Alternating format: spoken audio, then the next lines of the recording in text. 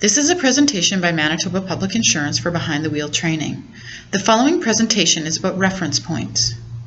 Every vehicle occupies space, whether in a parking lot or on the roadway.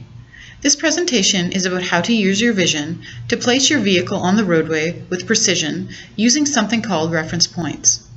The concept of reference points was developed by Fred Matola from the National Institute for Driving Behavior to help drivers know how and where to place a vehicle to overcome some of the visual issues created by the architecture of the vehicle. When you finish this module, you should know the blind areas of a vehicle, understand the purpose of reference points and how to apply front and rear limitation reference points to your own vehicle, know 5 different lane positions and how to use reference points to put your vehicle in those positions, and finally understand what each lane position is used for. Every vehicle has some area that blocks our ability to see where it is on the road. Visually, we can't see the road for about 1 vehicle length to the front, about 2 vehicle lengths to the rear. However, it's probably greater as the back seat in most vehicles is higher to accommodate car seats and head restraints, 1 vehicle width to the left, and 2 vehicle widths to the right. This area is visually unavailable to the driver, and he or she must find a way to overcome this optical illusion.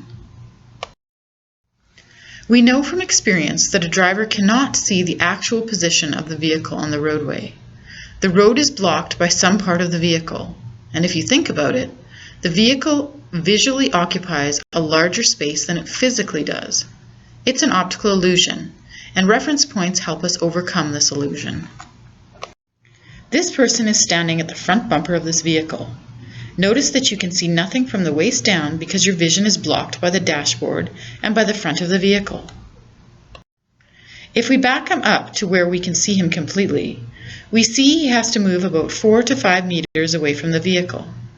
We can't see the distance between the front of the vehicle and where he stands, and therefore this is our visual blind area.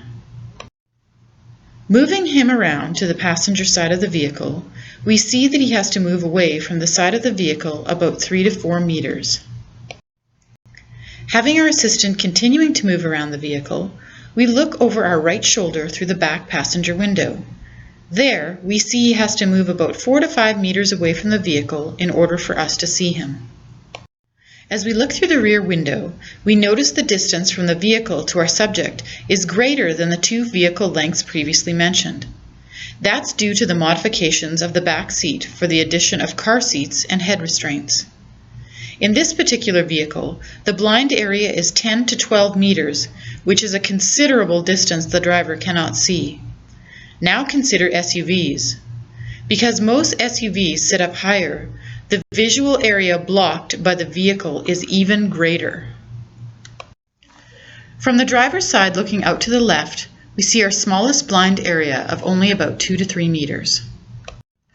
In the old days of driver training and instruction, knowing where a vehicle was and the space it occupied was known as fender judgment. The driver developed a sense of vehicle placement without really being able to describe how or why they knew where the vehicle was, or how close it was to other vehicles. With the development of reference points, we can now help novice drivers develop fender judgment more rapidly and with more precision.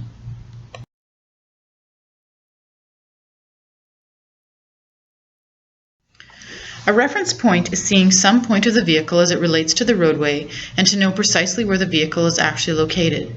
As mentioned earlier, the concept of reference points was developed by Fred Matola of the National Institute for Driver Behavior and has been used by drivers for many generations. There are many advantages in developing and using reference points, from backing to parking, from moving to the left and right in traffic, to stopping precisely at a crosswalk or stop line. This skill is foundational to vehicle control and managing the space a vehicle occupies. The first reference point we want to discover is the one that is associated with the front bumper of the vehicle and is known as the front limitation. This reference point is used in perpendicular parking, pulling to the stop line or crosswalk, pulling to the edge of the curb, and many other applications in driving. This picture is taken from the driver's seat at the front limit. Notice that the line appears to be entering the side of the vehicle just under the mirror. When you're sitting in your vehicle, it may look like it enters the vehicle just under the mirror or comes into the side of the mirror. What is important is that you discover where the front limitation reference point is for your vehicle and then translate that to other vehicles you might drive. Now if we look to the other side of the vehicle through the driver's side, we notice that the line appears to be coming into exactly the same location as it does on the passenger's side. This vehicle is lined up with the rear bumper on the line behind the vehicle. Since it is the rear of the vehicle, it is known as the rear limitation. Knowing where the back of the vehicle is important when backing into a parking space.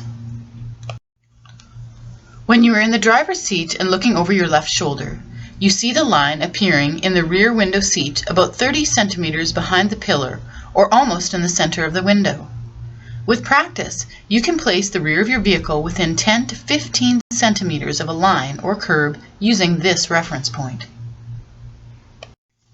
Now look over your right shoulder between the head restraints. Notice that you can see the same reference point on the passenger side of the vehicle. It's nearly in the same location. Why do you think it would be important to have a reference point on both sides of the vehicle for both the front and the back?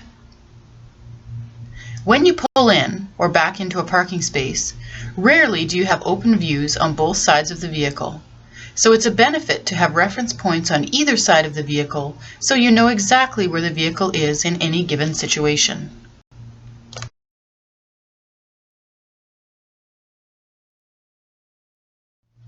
A lane position is described as a precise location a vehicle occupies while traveling on the road or highway. Recall that a reference point is seeing some part of the vehicle as it relates to the roadway and knowing the precise location of the vehicle. There are 5 specific lane positions that all drivers use. Reference points help the driver develop the ability to precisely place the vehicle in each of these 5 positions. If a trainer or instructor is working with a novice driver, teaching them how to use reference points will help during a lesson or training. Now, instead of telling the driver to move toward the center line or edge of the road, the trainer can tell the novice driver to move to a specific lane position to help them execute a driving maneuver with precision. In a moment, you'll see how that works. In a previous presentation, you learned about the C process. The E part of the process requires that the driver evaluate and decide what actions they need to take and then be able to execute their decision accurately. Every driving situation can be managed if the driver can create space, manage their speed, and communicate their intentions. When a driver evaluates that they need to create space around their vehicle by changing lane position, they need to know how and where to place the vehicle. Knowing how to use reference points allows the driver to execute their decision with precision. This is an overhead view of a vehicle in lane position 1. Notice there is equal distance from either line. To help orient you for this picture, the vehicle is moving from left to right. From the back of the vehicle, you can see that it is about 1 meter from the line. We use a parking lot and parking lot lines to simulate roadway lines for safety reasons. You will have to imagine that the solid line that runs parallel to the vehicle represents the center line of the road. This is a picture from inside the vehicle looking through the windshield.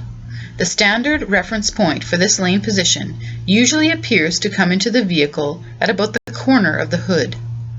Since vehicles are designed with cab forward and sloping hoods, it changes where the line appears to come into the vehicle. If you notice, it looks like the line comes into the vehicle near the corner post of the windshield. Looking from the back of the vehicle on the right side, the distance from the right line is about the same, or about 1 meter.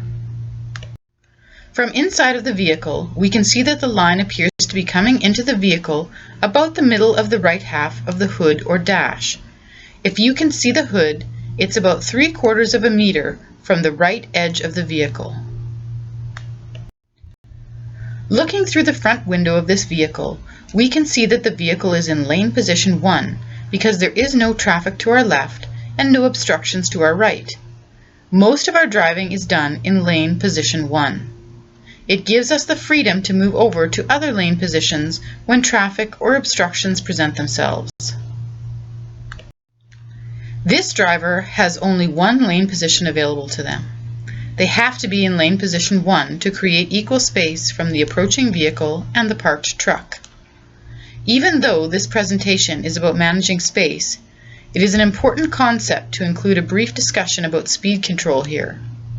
Since the only lane position for this driver is lane position 1, good judgment would dictate that the best speed control option for this driver is to slow down to minimize their risk. Lane position 1 is used in most driving situations. Our lanes are between 3 to 4 meters wide, and most vehicles are a little over 2 meters wide. By being in lane position 1, you effectively have about 1 to 1.5 meters on either side of the vehicle. When centered in the middle of the road, the driver creates space between their vehicle, oncoming traffic, and the objects on the right side of the road. Lane position 2 is about 10 centimeters from the center line of the road. This diagram represents a vehicle in lane position 2. Looking from the back of the vehicle, you can see the distance from the center line. This is known as the left side limitation, or lane position 2. The novice driver will have difficulty moving to this position because it appears from the inside of the vehicle that it is over the line and too close to oncoming traffic. Looking from inside the vehicle from the driver's seat, this is what the driver would see. If they are an inexperienced driver and haven't learned reference points, they may think they are over the line. Notice the line has appeared to move about 30 centimeters away from the corner post from when we were in lane position 1. Lane position 2 is used in this case to set up for the curve to the right. Moving to lane position 2 when there are no oncoming vehicles serves two purposes. The first is to establish an effective drive line through the curve, which helps keep the vehicle in balance. The second is to help the driver see more effectively around the right-hand curve. If there were a bush or building blocking the driver's view around the curve, the driver can now increase their line of vision around the curve by moving toward the center line to lane position 2. Here's another example of why we use lane position 2. On the right side, we see a parked vehicle. We have moved over to lane position 2 to create more space and move safely around the parked vehicle. So let's review. Using lane position 2 improves your line of vision around a right-hand curve. It creates space between your vehicle and an object on the side of the road, and it sets up your drive line through a right-hand curve. Lane position 3 is toward the right lane edge, usually marked with a solid white line. If there are no lines, then it's near the shoulder of the road. Looking from the back of the vehicle, you can see that the vehicle is about 10 centimeters away from the line on the right side. From inside the vehicle, looking from the driver's seat, the line appears to come into the center of the dash. If we could see the hood, it would appear that the line comes into the center of the hood about where the hood ornament used to be. We are in lane position 3 for 3 reasons. The first is to create space between our vehicle and the approaching vehicle. The second is to improve the driveline through the curve and sets us up for the next curve. The third is to increase the line of vision around those trees that are on the left in the next curve. Lane position 3 applications are that it improves your vision around a left-hand curve, creates space between your vehicle and oncoming vehicles or an oversized load, such as farm equipment, oil drilling rigs, or manufactured homes and transport, and it also sets up your driveline through a left-hand curve. Lane position 4 is technically not a true lane position because we can't continue to travel in this position for any length of time except to pass or make a lane change. What having these lane positions does is it gives the instructor or trainer the opportunity to direct the novice driver during a lesson to create space to move around a hazard or obstruction. Therefore, lane position 4 and 5 straddle the line to avoid a problem. In this diagram, we see the vehicle in lane position 4 straddling the center line. Here is an application for lane position 4. This driver pulled to center and straddled the center line as he passes a cyclist on the right. Remember, we can only use lane position 4 when there is no oncoming traffic or the traffic is far enough away that there is time to make the pass. We also cannot pass on a solid yellow or white line. Lane position 5 is when the vehicle straddles the lane edge marker. Lane position 5 is only used in emergency situations and to let an oversized load pass on the other side. It is best to pull over and stop if possible. Lane positions 1, 2, 3, 4, and 5 each has their important application to driving. Knowing how and why to precisely place the vehicle on the roadway will help the novice driver develop their fender judgment and help them manage the many risks they will encounter over a lifetime of driving. In conclusion, after completing this module, you should know the blind areas of a vehicle, understand the purpose of reference points, understand how to apply front and rear limitation reference points to your own vehicle, know the 5 different lane positions and how to use reference points to put your vehicle in those positions, and understand what each lane position is used for. Don't forget to answer the quiz questions on the Behind the Wheel quiz sheet before you start the next module.